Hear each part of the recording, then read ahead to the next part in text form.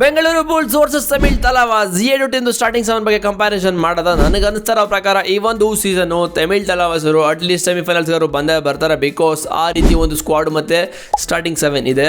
So ಈ ಒಂದು comparison ಮಾಡಬೇಕಾಗಿದೆ ನಿಮಗೆ ಬೇಸಿಕ್ ರೂಲ್ಸ್ ಗೊತ್ತಿರಬೇಕು. ಲಾಸ್ಟ್ ಇಯರ್ ಇವ್ರದ್ದು ಪರ್ಫಾರ್ಮೆನ್ಸ್ ಮತ್ತೆ PKL ಎಕ್ಸ್ಪೀರಿಯನ್ಸು ಮತ್ತೆ ಇವ್ರು ಆಡೋ ಪೊಸಿಷನ್ ಮ್ಯಾಟರ್ ಆಗುತ್ತೆ. ನಿಮ್ಗೆ ಏನಾದರೂ ಇನ್ನೂ ತುಂಬ ಗೊತ್ತಾಗಬೇಕು ಅಂತ ಹೇಳಿದ್ರೆ ಆಲ್ರೆಡಿ ನಾನು 4 ಟೀಮ್ದು ಕಂಪ್ಯಾರಿಸನ್ ಮಾಡ್ತೀನಿ, ಹೋಗಿ ನೋಡ್ಕೋಬೋದು. ನೋಡಿಲ್ಲ ಅಂತ ಹೇಳಿದ್ರೆ ನಿಮಗೆ ಕ್ಲಿಯರ್ ಆಗಿ ಅರ್ಥ ಆಗುತ್ತೆ.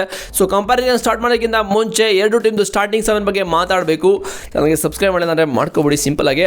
ಹಾಗಿದೆ ತಮಿಳ್ ತಲವಾಸ್ ಅವ್ರದ್ದು ಸ್ಟಾರ್ಟಿಂಗ್ 7 ಸಾಗರ್ ರಾತಿ, ನಿತೀಶ್ ಕುಮಾರ್, ಪವನ್ ಶರಾವತ್, ಮೊಯಿನ್ ಸಫಾಗ್ನಿ ಇವರು ಇರಾನ್ ಪ್ಲೇಯರ್ ಅವರು, ಮತ್ತು ರೋನಕ್ ಕಾರ್ಡ್, ಆಶೀಶ್ ಮಲಿಕ್ ಅಂಡ್ ಅರ್ಜುನ್ ದೇಸ್ವಾಲು ಇದು ತಮಿಳ್ ತಲವಾಸ್ ಅವ್ರದ್ದು ಸ್ಟಾರ್ಟಿಂಗ್ 7. ಬೆಂಗಳೂರು ಬುಲ್ಸ್ ಅವ್ರದ್ದು starting 7 Yogesh Jaya, Ankush ರಾತಿ, Akash ಶಿಂಡೆ, Pankaj Thakur, Sanjay ದುಲ್ and Dheeraj nine, ಅದಾದ್ಮೇಲೆ ಆಶೀಶ್ ಮಲಿಕ್. ಇದಂತೂ ಎವ್ರಿ ವಿಡಿಯೋದಲ್ಲಿ ಹೇಳಿ ಬಯಟ್ ಹಾಕ್ಬಿಟ್ಟಿದೆ.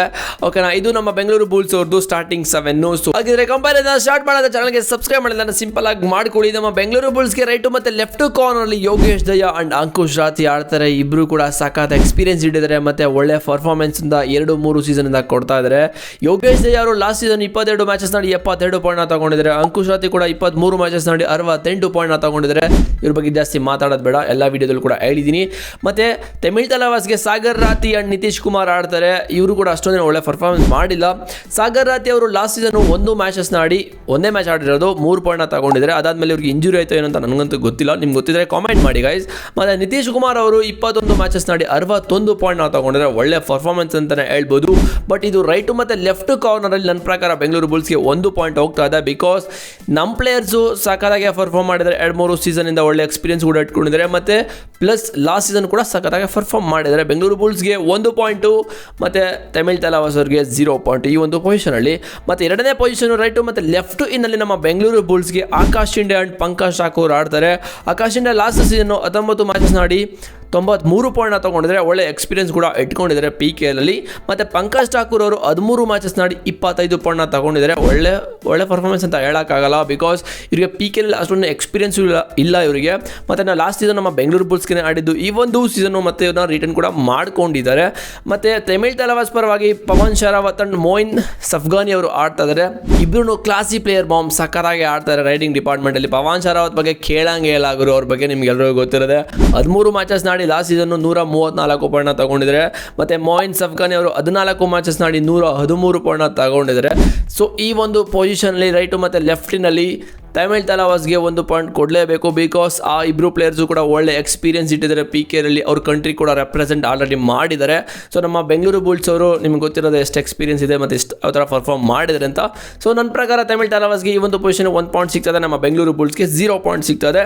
ಮತ್ತು ಮೂರನೇ ಪೊಸಿಷನ್ ರೈಟು ಮತ್ತು ಲೆಫ್ಟ್ ಕವರಲ್ಲಿ ನಮ್ಮ ಬೆಂಗಳೂರು ಬುಲ್ಸ್ಗೆ ಸಂಜಯ್ ದುಲ್ ಅಂಡ್ ಧೀರಜ್ ನೈನ್ ಇಬ್ಬರು ಕೂಡ ಆಡ್ತಾ ಇದ್ದಾರೆ. ಒಳ್ಳೆ ಪ್ಲೇಯರ್ಸು. ಸಂಜಯ್ ದುಲ್ ಲಾಸ್ಟ್ ಸೀಸನ್ 24 ಮ್ಯಾಚಸ್ನ ಆಡಿ 57 ಪಾಯಿಂಟ್ ತಗೊಂಡಿದ್ದಾರೆ. ಲಾಸ್ಟ್ ಸೀಸನ್ ಇವರು ಸಿಲರ್ಸ್ಗೆ ಆಡಿದ್ದು ಚಾಂಪಿಯನ್ಸ್ ಟೀಮ್ ಅಲ್ಲಿ ಇದ್ದು ಮೊಹಮ್ಮದ್ ರಿಜಾ ಸದ್ಲೋ ಜೊತೆ ಇದ್ದಿದ್ದು ಒಳ್ಳೆ ಎಕ್ಸ್ಪೀರಿಯನ್ಸ್ ಕೂಡ ಇರುತ್ತೆ. ಬಟ್ ಇವರು ಡೆಬ್ಯೂ ಸೀಸನಲ್ಲೇ 57 ಪಾಯಿಂಟ್ ತಗೊಂಡಿದ್ದಾರೆ. ಮತ್ತು ಧೀರಜ್ ನೈನ್ ಬಗ್ಗೆ ಹೇಳ್ಬೇಕಂದ್ರೆ ಇನ್ನು ಇವರು PKLನ ಆಡಿಲ್ಲ, ಎಕ್ಸ್ಪೀರಿಯನ್ಸ್ ಕೂಡ ಇಲ್ಲ. ಸೊ ಈ ಒಂದು ಸೀಸನ್ ಇವರ 40 ಲಕ್ಷಕ್ಕೆ ನಮ್ಮ ಬೆಂಗಳೂರು ಬುಲ್ಸ್ಗೆ BC ರಮೇಶ್ ಅವರು ತಗೊಂಡು ಬಂದಿದ್ದಾರೆ ಆಕ್ಷನಲ್ಲಿ.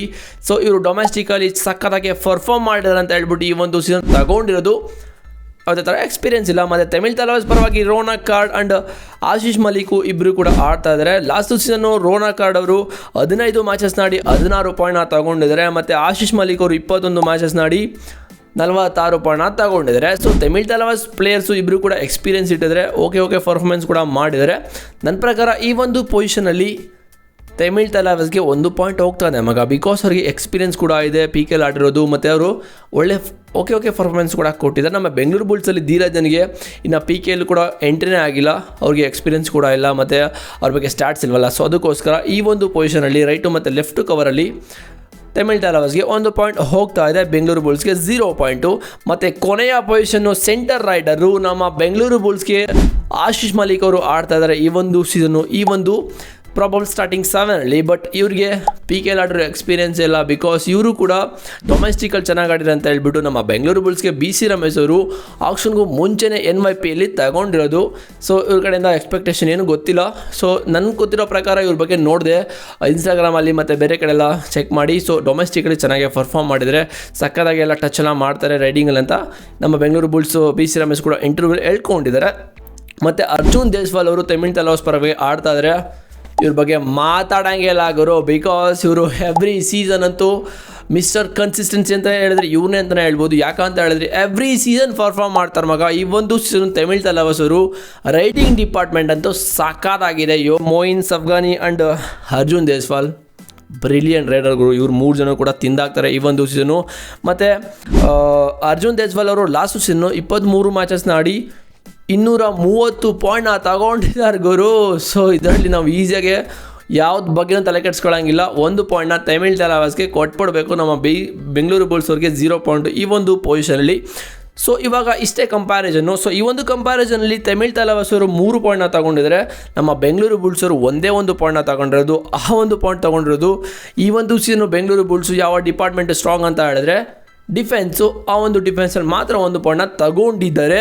ಸೊ ಇಷ್ಟೇ ಕಂಪ್ಯಾರಿಸನ್ನು.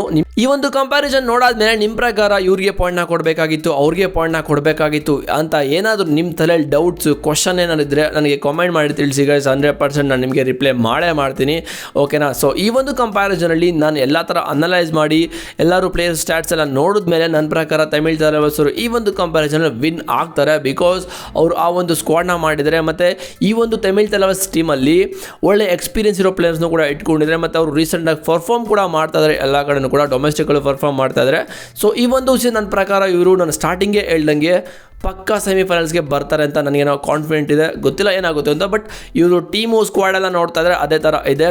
ಸೊ ನಾನು ಆಲ್ರೆಡಿ 4-5 ಕಂಪ್ಯಾರಿಸನ್ ವೀಡಿಯೋ ಮಾಡಿದ್ದೀನಿ, ಹೋಗಿ ನೋಡ್ಕೊಬನ್ನಿ. ಪಟ್ನಾ ಪೈರೇಟ್ಸ್ ಇದೆ, ಮತ್ತು UP ಯೋಧಾಸ್ ಇದೆ, ಪುನೇರಿ ಪಲ್ಟನ್ಸು, ಗುಜರಾತ್ ಟೈನ್ಸು 4 ವೀಡಿಯೋ ಮಾಡಿದ್ದೀನಿ ಗೈಸ್. ನಿಮಗೆ ಯಾವುದು ಟೀಮು ಫೇವ್ರೇಟ್ ಅಂತ ಹೋಗಿ ಕಾಮೆಂಟ್ ಕೂಡ ಮಾಡ್ಬೋದು. ಮತ್ತು ನೆಕ್ಸ್ಟ್ ವೀಡಿಯೋ ಕಂಪ್ಯಾರಿಸನ್ ನಿಮಗೆ ಯಾವುದು ಬೇಕು ಆನೆಸ್ಟಾಗಿ ರಿಪ್ಲೈ ಮಾಡಿ ಮತ್ತು ಕಾಮೆಂಟ್ ಮಾಡಿ. ನಿಮ್ಗೆ ಯಾವ್ದು ಬೇಕು ಅಂತ ನನಗೆ ಕಾಮೆಂಟ್ ಮಾಡಿದ್ರೆ ನಾನು ಯಾರು ಮೆಜಾರಿಟಿ ಆಫ್ ವೀಡಿಯೋಗೆ ಕಾಮೆಂಟ್ ಬಂದಿರುತ್ತೆ ನೆಕ್ಸ್ಟ್ ವೀಡಿಯೋ ಇದೇ ಬೇಕು ಅಂತ, ಅದನ್ನು ನಾನು ಪಿಕ್ ಮಾಡಿ 100% ಅದ್ರ ಬಗ್ಗೆನೇ ವೀಡಿಯೋ ಮಾಡೋಕ್ಕೆ ಟ್ರೈ ಮಾಡ್ತೀನಿ. ಇಲ್ಲ ಅಂತ ಹೇಳಿದ್ರೆ ನನಗೆ ಯಾವ್ದು ಬೇಕೋ ಅದನ್ನೇ ನಾನು ಮಾಡ್ತೀನಿ. ನೀವು ಆಲ್ಮೋಸ್ಟ್ ಈ ಒಂದು ತಮಿಳ್ ತಲವಾಸ್ ಕಂಪ್ಯಾರಿಸನ್ ಏನಕ್ಕೆ ಮಾಡಿದ್ದು ಅಂತ ಹೇಳಿದ್ರೆ ಅದಕ್ಕೆ ಅದೇ ರೀಸನಿಂದ ತುಂಬ ಜನ ತಮಿಳ್ ತಲವಾಸ್ ಬೇಕು ಅಂತ ಹೇಳ್ತಾ ಇದ್ರಿ. ಅದಕ್ಕೋಸ್ಕರ ನಾನು ಈ ಒಂದು ಕಂಪ್ಯಾರಿಸನ್ ವೀಡಿಯೋ ಮಾಡಿದೆ. ಬಿಕಾಸ್ ತಮಿಳ್ ತಲವಾಸ್ ಏನಕ್ಕೆ ಕಂಪ್ಯಾರಿಸನ್ ವೀಡಿಯೋ ಮಾಡಿ ಅಂತ ನಿಮ್ಮ ಪ್ರಕಾರ ಅನ್ನಿಸ್ತು ಅಂತ ಹೇಳಿದ್ರೆ ಈ ಒಂದು ಟೀಮಲ್ಲಿ ಪವನ್ ಶರಾವತ್ ಇದ್ದಾರಲ್ಲ ಅದಕ್ಕೋಸ್ಕರ ಅನಿಸುತ್ತೆ. ಐ ಡೋಂಟ್ ನೋ, ಬಟ್ ಅದೇ ರೀಸನ್ ಅಂತ ಅನಿಸುತ್ತೆ. ಬಟ್ ಸಖತ್ತಾಗಿದೆ ಗುರು, ಇವರೊಂದು ಸ್ಕ್ವಾಡ್ ಅಂತ ಸಖತ್ತಾಗಿ ಮಾಡಿದರೆ. ಸೊ ನೆಕ್ಸ್ಟ್ ವೀಡಿಯೋ ಯಾವುದು ಬೇಕು ಅಂತ ಕಾಮೆಂಟ್ ಮಾಡಿ, ಆನೆಸ್ಟಾಗಿ ಕಾಮೆಂಟ್ ಮಾಡಿ ಗೈಸ್. ತಲೆನೇ ಕೆಡ್ಸ್ಕೊಬೇಡಿ, ಚಾನಲ್ಗೆ ಸಬ್ಸ್ಕ್ರೈಬ್ ಮಾಡಲಿಲ್ಲ ಪಟ್ಟಂತ ಮಾಡ್ಕೊಬಿಡಿ ಇವಾಗಲೇ. ಮತ್ತು ಲೈಕು, ಕಾಮೆಂಟು, ಬೆಲ್ಲೈಕನ್ನು ಎಲ್ಲನೂ ಕೂಡ ಕೆಚ್ಚಿ. ಮತ್ತು ಇನ್ನೂ ಒಂದು ಅಪ್ಡೇಟ್ ಹೇಳ್ತಾ ಇದ್ದೀನಿ, ಚಾನಲಲ್ಲಿ ಡಿಸ್ಕ್ರಿಪ್ಷನಲ್ಲಿ ಟೆಲಿಗ್ರಾಮ್ ಲಿಂಕ್ ಇದೆ, ಹೋಗಿ ಜಾಯ್ನ್ ಆಗಿಬಿಟ್ರೆ ನಿಮಗೆ ಪ್ರತಿಯೊಂದು ಅಪ್ಡೇಟ್ ಸಿಗ್ತಾ ಇರುತ್ತೆ. ಬಟ್ ಯಾರು ಕೂಡ ಜಾಯ್ನೇ ಆಗ್ತಿಲ್ಲ ಟೆಲಿಗ್ರಾಮ್ಗೆ, ಅದು ಏನಕ್ಕೆ ಅಂತ ಗೊತ್ತಿಲ್ಲ. ಟೆಲಿಗ್ರಾಮಲ್ಲಿ ಸಖತ್ ಅಪ್ಡೇಟ್ಗಳು ಸಿಗುತ್ತೆ ಗುರು, ಕ್ರಿಕೆಟ್, ಕಬಡ್ಡಿ ಬಗ್ಗೆ. ಮತ್ತು ಕ್ರಿಕೆಟ್, ಕಬಡ್ಡಿ ಬಗ್ಗೆ ನಿಮಗೆ ಯಾವುದು ಇಂಟ್ರೆಸ್ಟ್ ಇದೆ ಅದನ್ನು ನಾವು ಕಾಮೆಂಟ್ ಮಾಡಿ ತಿಳಿಸಿ, ಅದನ್ನು ಕೂಡ ವೀಡಿಯೋ ಮಾಡ್ತೀನಿ. ಕ್ರಿಕೆಟ್ ಬಗ್ಗೆ ವೀಡಿಯೋ ಮಾಡೋದೇ ನಿಲ್ಲಿಸ್ಬಿಟ್ಟಿದ್ದೀನಿ ಆ್ಯಕ್ಚುಲಿ. ಸೊ ಇನ್ಮೇಲೆ ಸ್ಟಾರ್ಟ್ ಮಾಡ್ತೀನಿ ಮಗ ಕ್ರಿಕೆಟ್ ಬಗ್ಗೆ ಮಾಡೋದು, ಬಿಕಾಸ್ ಕ್ರಿಕೆಟ್ ಅಭಿಮಾನಿ ಕೂಡ ನಮ್ಮ ಚಾನಲ್ಗೆ ಸಬ್ಸ್ಕ್ರೈಬ್ ಮಾಡ್ಕೊಂಡಿದ್ದಾರೆ, ಅವ್ರಿಗೂ ನಿರಾಶೆ ಮಾಡೋಕ್ಕಾಗಲ್ಲ, ಎಲ್ಲನೂ ಕೂಡ ಮೇಂಟೈನ್ ಮಾಡಬೇಕಾಗಿದೆ. ಸೊ ನೋಡೋದ ನೆಕ್ಸ್ಟ್ ವೀಡಿಯೋ ಕ್ರಿಕೆಟ್ ಬಗ್ಗೆ ಮಾಡೋಕ್ಕೆ ಟ್ರೈ ಮಾಡ್ತೀನಿ.